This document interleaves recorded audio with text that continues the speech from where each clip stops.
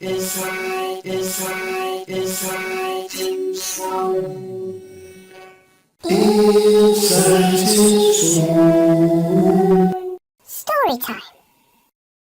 The Waterworks of Clearwash City. Still the silly season, part 4.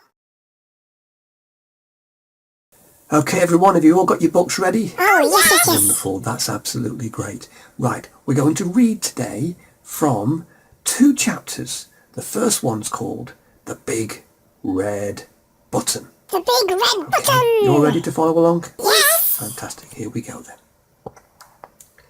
All I do is press this button, said the professor down the phone tube, and the water valves will open to flood the pipes in the main chamber, and everything will start working again. Scrub crossed his fingers, whilst an agitated Lady Pluggett cast an unsure glance at Basil. In response, he walked over to stand by her side.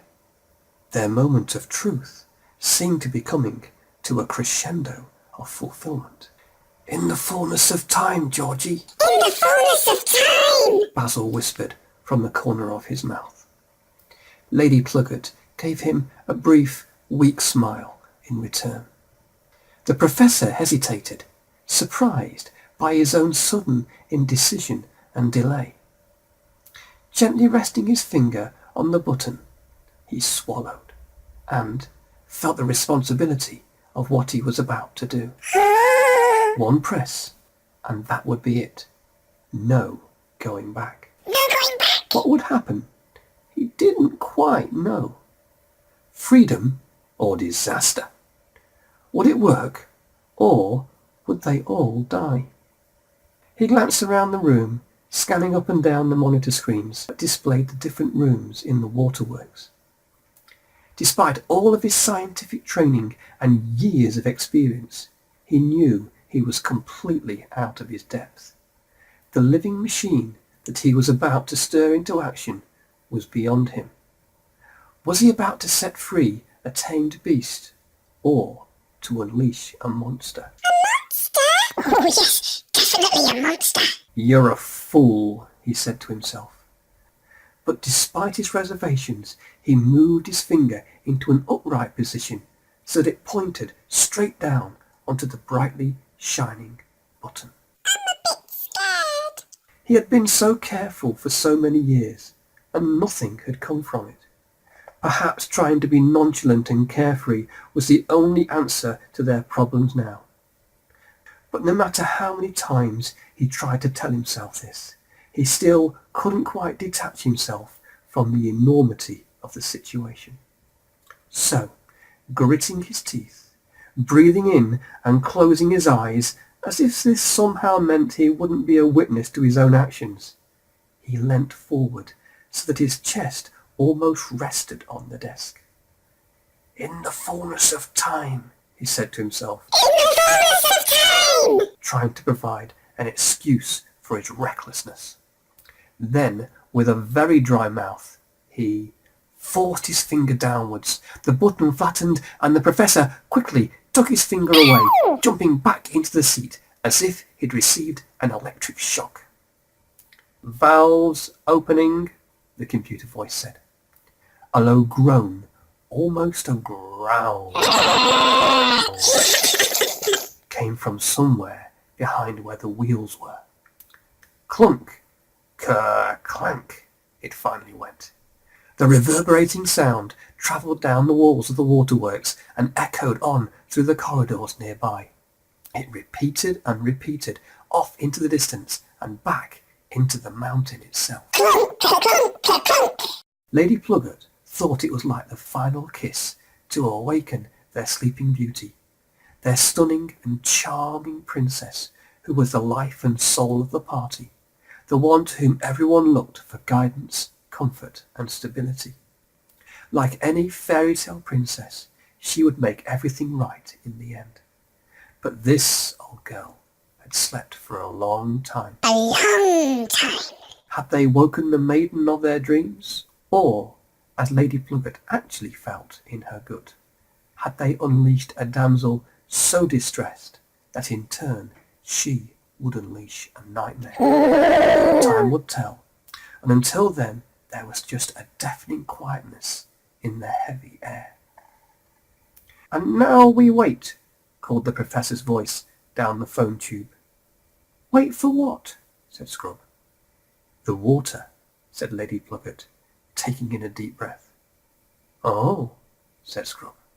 Well, that was a really good bit, wasn't it, from the Big Red Button chapter, yeah? Yes. So, now we're going to read from another chapter called The Smelliest Person Ever. The smelliest person Okay, ever. remember Basil and Scrub have been caught by one of the sniffer squads of Mr. E, and Basil has just been scanned for the official lotions of the state, and several weak ones have been found on him.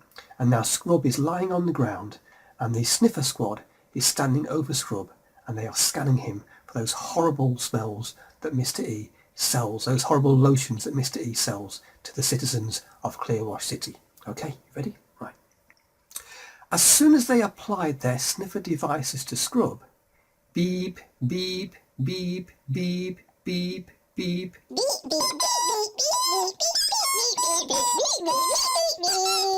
they went repeatedly.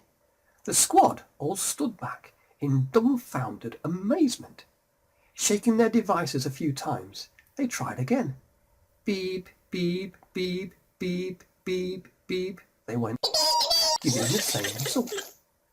Moving all round him, they systematically ran their sniffers over Scrub, and nearly every inch of him had some kind of official lotion smell. He's a stinky winky. They set up other sniffer devices, thinking that the first ones must have developed a fault, but they too beeped and beeped and beeped.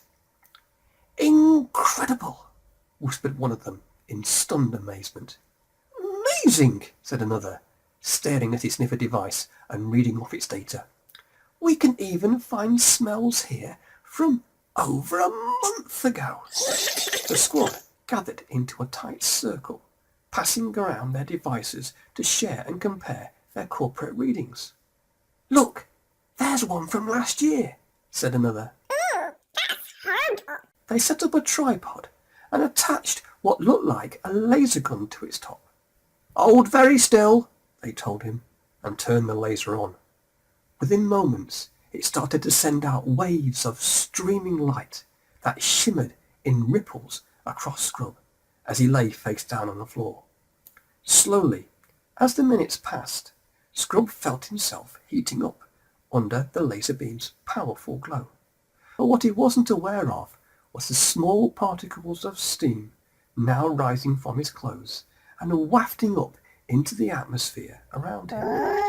As these almost invisible droplets floated into the air, the laser beam zoomed over each one, analysing it for perfect identification. Once it had scanned him all over, they turned Scrub onto his back, and the scanning process began again. Scrub just lay there, with his eyes tightly closed, not quite knowing what was happening. Finally, the machine stopped, and spent a few seconds bleeping to itself and doing various calculations.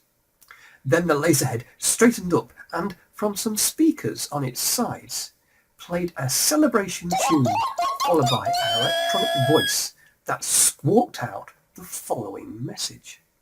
"Congratulations, citizen, on your incredible achievement. We have found more official odours on you than on any other citizen in the history of Clearwash City. Total number of smells, 416, including the following classic aromas. La Pong, Snorky Porky Sniffles, Odorous de Whiffus, Mystique de la Mousehole, Cheeses de la Fungus de la Stinkus, Botany Boghouse, Smell me cart horse, Dregs de Canal, Ricus Repulsidius, Sherbet Smellens, Pongy High Stinker, Bucket Boudoir, Drain Pipe, and Uncle Jack's boutique of bowls, basins and bins. Well done, citizen, for attaining the highest standard that the state can expect from any obedient resident. The team of Sniffer Squad police all clapped and helped Scrub to his feet. One after the other, they vigorously shook his hand, showering him with compliments and patting him on the back. Never come across anyone with so many official smells on them as you, said one. You're the smelliest person on record, said another. It's people like you that make our jobs worthwhile. Out came a bag from one of the squad's backpacks, and, after rummaging through it, a big, bright, red rosette was found and pinned onto Scrub's jacket. You're certainly the smelliest person we've ever met, they said. Well done, citizen, and keep it up, they chanted together with one voice. Well done! Well done! Okay, wonderful. So there we have it. Scrub is the smelliest person ever in the Waterworks of Clearwater City. Okay, so everyone, right? Okay. Yeah, okay. So, if you're really good, if you behave yourselves, I'll read you again a little bit more from the Waterworks of Clearwater City. All right? Okay. Right, I'm off now. All right. Be good. Okay, bye-bye. Oh, that was really great. Now remember, Big Tim says we've got to be good. So, on with the shows! Well, thank you very much for watching Inside Tim's Phone. You can purchase The Waterworks of Clearwater City for yourself on Amazon as either a paperback book or as a Kindle digital download. You can find out more about the Clearwater City books by visiting the website at www.clearwatercity.com. If you wish to have your book read by Big Tim or by the characters of Inside Tim's Phone, or if you wish to purchase some verbal or visual product placement space on one or more of the Inside Tim's Phone shows, then just go over to our website at www.insidetimsphone.com, and there you can find all of the information that you'll need to enable you to make that request. At the website, you'll also find our latest news and links to our different social media accounts. Please support Inside Tim's Phone on social media, clicking on any like, follow or subscribe buttons wherever possible. All of the concepts, characters, scripts, songs and poems are all copyright to author Tim Waters at Inside Tim's Phone. Inside Tim's Phone will be back with a new show very soon. Until then, cheerio for now. Inside Tim's Phone. Copyright Timothy J. Waters, author Tim Waters, all rights reserved.